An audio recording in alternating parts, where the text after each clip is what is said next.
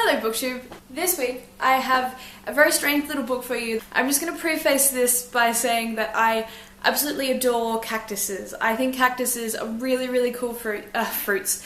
Really cool plants. Cacti of all kinds are awesome, and I've been to 3 different cactus gardens in my lifetime in different places of the world, 1 in America and 2 in Australia, and they're just really cool. I really like cactuses with their spikiness and the whole succulent thing that they've got going on.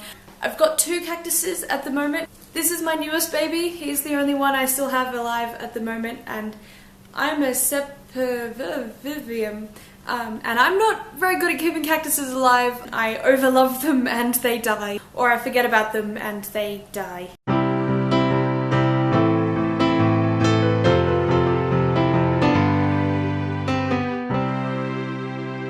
Because of that, I have picked up the most amazing book. It's called Cactus Growing for Beginners.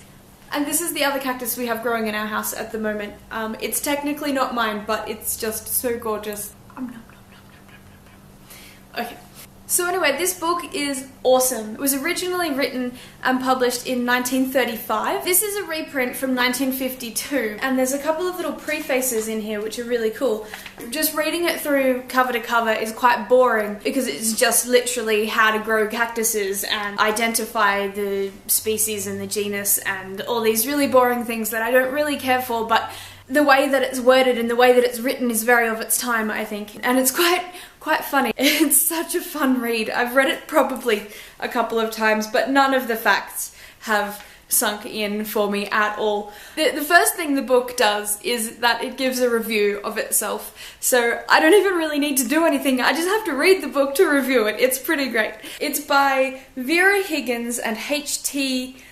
Marable. It is hoped that this book will explain itself. It is written in response to a demand for something simple, something that does not require a knowledge of botany, or indeed an extensive knowledge of anything. The cultivation of cacti and other succulents is spreading rapidly. A society has been formed and is increasing its numbers and enthusiasm. Both on the continent and in America, cacti are growing extensively. A small but valuable collection of rare cacti and euphorbias is growing and flourishing at this present time on a flat roof in London, housed in 2 glass cases heated by electricity. Yet somehow or other the owner has managed to make the plants happy. And then after the war started, it got reprinted, and it's very exciting because the authors of this little book are glad to think that it is proving useful enough to demand a second reprinting, this time under the difficult conditions of war. Also, the Cactus and Succulent Society of Great Britain, which formerly helped to unite cactus lovers, is suspended for the time being, and the novice must perforce depend on the written word for guidance. Share the larger joys of building up a good collection when the opportunity comes again. It's all very for the continent, you know, it's all very rule Britannia. To the general public, anything spiny is a cactus. Despite the popular fallacy that cacti do not flower, well-grown plants of many species will produce blooms regularly in this country, England. Pictures. One of the difficulties first encountered by the beginner is the nomenclature. I can't even say the word that it's trying to say, which at first sounds rather difficult, but with familiarity soon becomes intelligible. I can read that word fine, but I cannot pronounce it. Every plant is given 2 names, the generic name which comes first and is always spelt with a capital letter, and the specific name, which may be an adjective describing the plant or the name of the discoverer or the place in which it grows. This should not be very difficult to cope with, for, after all, we have at least 2 names ourselves, a surname and a Christian name.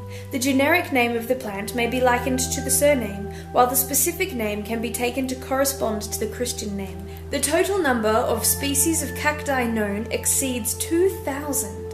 It is not likely that you will kill a cactus from neglect, though it will look miserable as the result of it, but it may be killed very quickly indeed by too much kindness. Many people give up collecting because their plants do not thrive. No wonder, for there is nothing more depressing or uglier than a lot of sick cacti. The spines of cacti are not poisonous, but they are not pleasant things to get in the fingers.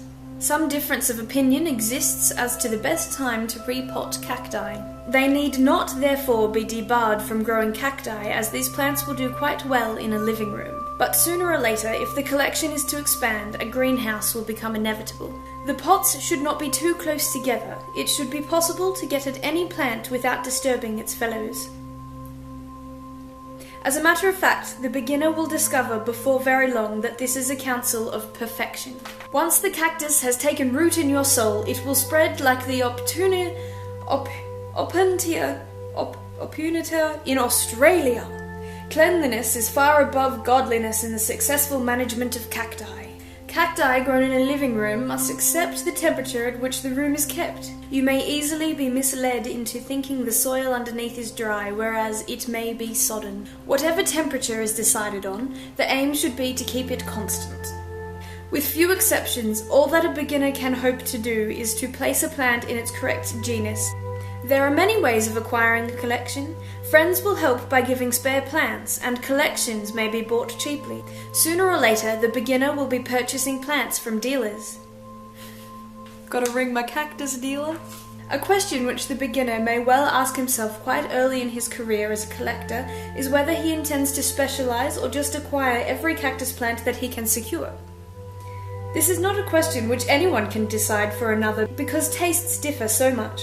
It may be certain that cacti make a greater appeal to you than others. You may have a fancy for the cereus and its allied forms, Crennae, as Britton and Rose call them. This subtribe contains many beautiful kinds, including the hairy Cenophenolus senilius, and the rest is just basically listing. It is very unusual for a beginner in this interesting hobby to collect only the true cacti, and then he will need a more advanced book than this pretends to be. See? Fascinating. Really boring as book, but really nice. It's green, it's made of cardboard, it's printed nicely, like it's really nice. I really enjoyed this book this week. I had a lot of fun with it. I'm wearing the Lion King today because it's their birthday. Lion King is 22. I hope you enjoyed this video. I'll see you again on Monday. How do you turn this thing off?